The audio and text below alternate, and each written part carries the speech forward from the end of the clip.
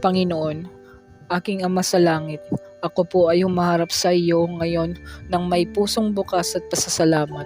Ako po ay humihiling ng iyong gabay at biyaya para sa aking pangarap at tagumpay.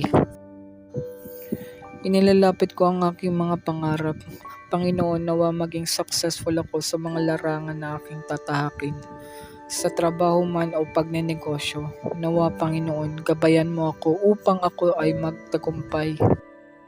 Proverbs chapter 3 verse 5 and 6. Trust in the Lord with all your heart and do not lean on your own understanding.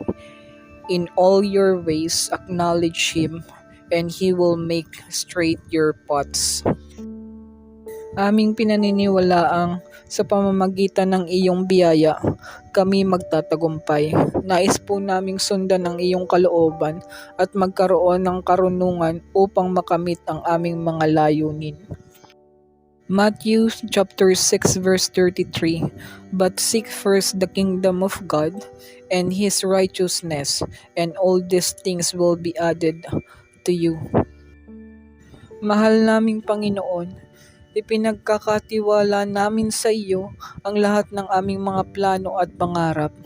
Tulungan ninyo po kami na maging matagumpay sa lahat ng aming gawain upang aming magampanan ang aming mga tungkulin sa mundo na ito. Philippians 4 verse 13. I can do all things through Him who strengthens me. Aming tinatanggap sa pangalan ng iyong anak na si Jesucristo ang tagumpay na aming hinihiling. Hinihiling din po namin ang iyong patnubay na kalakip na biyaya sa aming mga pang-araw-araw na buhay. Amen.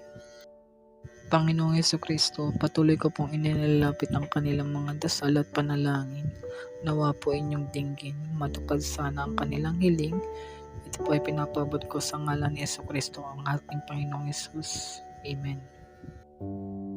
Marami pong salamat sa suporta. Continue praying po. Welcome po sa mga new subscribers. Thank you po.